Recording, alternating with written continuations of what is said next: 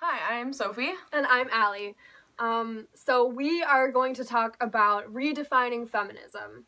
And for a lot of people, you might not even know what feminism means. So we're going to start off by talking about what feminism means to us. Go.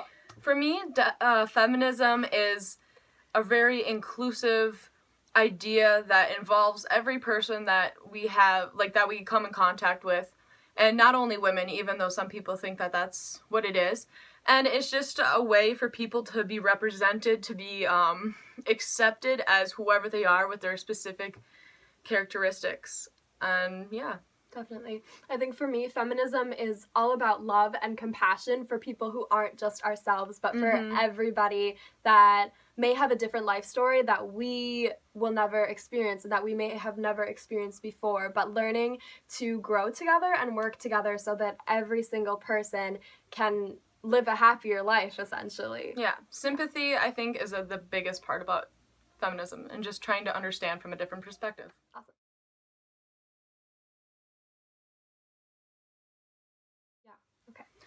So feminism started a really long time ago, actually, in the 1700s, maybe even earlier. It mostly started with European women, because they were the most educated and accessible to, writing.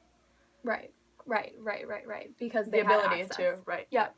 And then, so following that, the main things that those women were talking about were frustration with their place in society, specifically in roles as wives and as mothers and as housekeepers.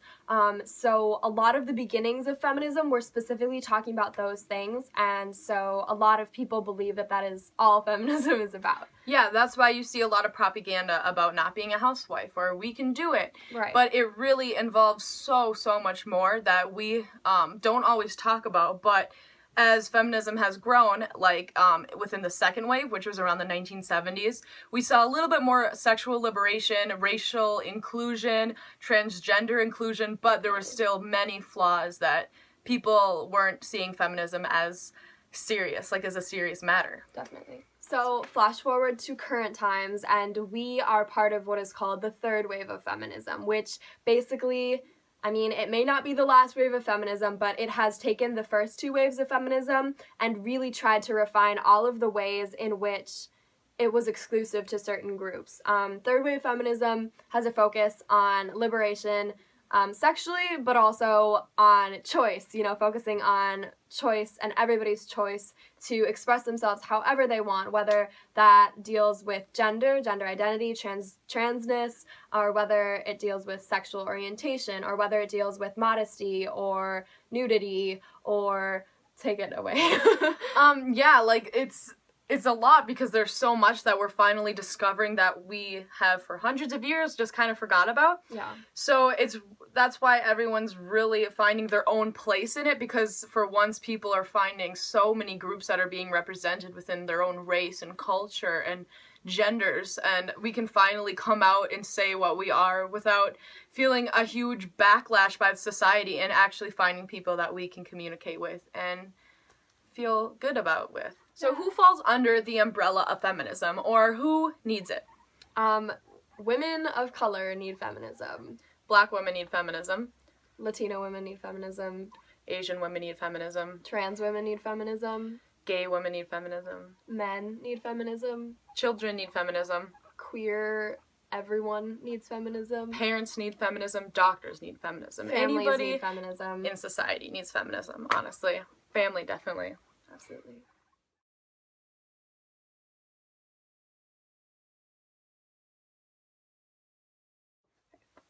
So now we're going to talk about gender roles. So what do gender roles mean? So gender roles are kind of like boxes that society puts us in, or even our parents, that pressure us to go towards certain paths in life based on how we were born. If we were assigned male or female, that's called biological sex. Right.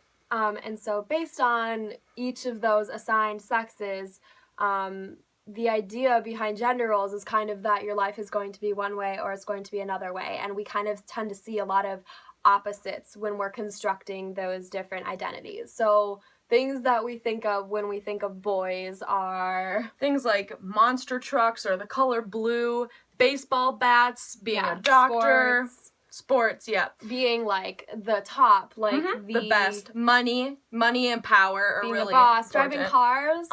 And we see this through toys and media. Yeah. And then the opposite for girls, we see a lot of the color pink or flowers.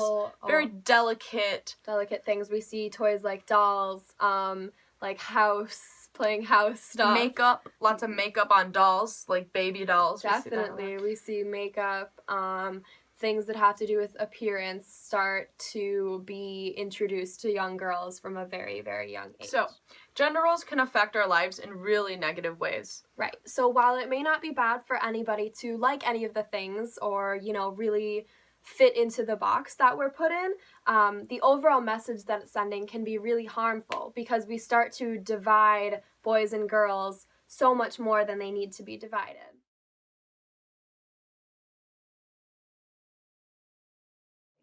Okay, so now that we've talked about gender roles, we want to talk about sexuality and all of the spectrums that make up our lives. Yeah. So the first one that we're going to talk about is gender identity. So gender identity is different than your biological sex, which we talked about a little bit before, because your biological sex is what you were given or assigned when you were born. And this is either male or female or intersex, but even with intersex, those individuals are usually given surgeries that are not necessary to correct their organs to make them more male or more female. But gender identity is specifically talking about how you feel inside what gender you identify with. And so for a lot of people, they see this as male or female, man or woman, but it can also be anywhere in between those. It can be a mixing of masculinity and femininity. It can be multiple gender identities. I guess they're one gender identity, but like multiple genders in one gender identity. That is also something that some people feel. So another aspect of your sexuality are your sexual and romantic orientations. Right. So your sexual orientation is who you are sexually attracted to. And this can be things like the people that you want to be intimate with, that you might want to like hold or hug or kiss or do more with, depending on how sexual of a person you are and what point in your life you're at. And then romantic orientation, which can also be separate from sexual orientation, is who you want to be romantic with, who you want to share your stories with, who you want to share your life with, that doesn't necessarily have to be physical.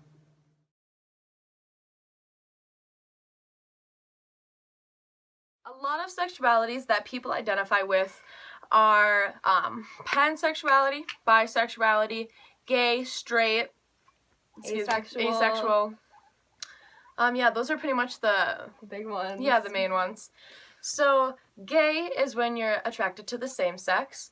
Bisexual is when you're attracted to your own sex and another one. It's different for every person. Right.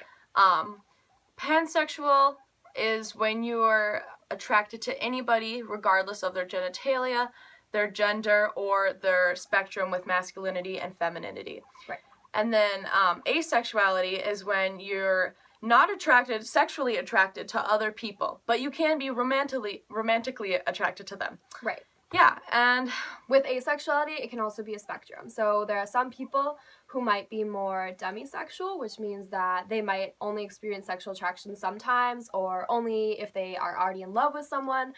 So a lot of these are very spectrum oriented. They're not black and white. Yeah.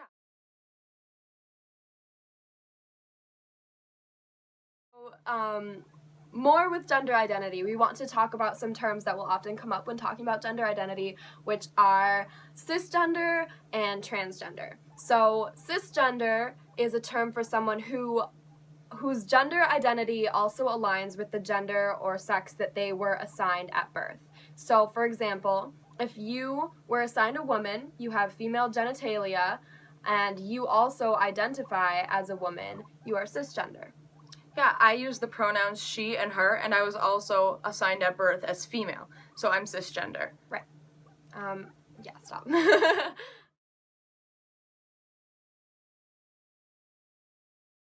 All right, so to wrap up a little bit of what we've been saying, we're going to end the video with talking about freedom of choice.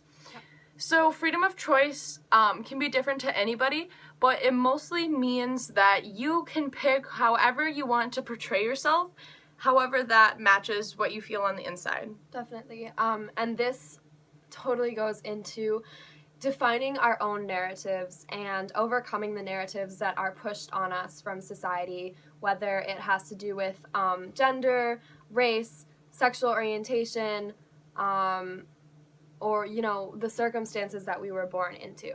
So a few examples of how you can express your freedom of choice is anywhere from what you choose to wear to how you dye your hair, or the religion you believe in, or your political beliefs. Right. So, for example, you can see between what me and Sophie are wearing. Sophie's dressed more modestly, and I am dressed more, I don't know. Provocatively, maybe? I don't know. However somebody wanted to yeah, call it. Sometimes words like that can have negative connotations, but as long as you're feeling confident and comfortable with what you're wearing, people shouldn't have to tell you that you can't wear it. Right.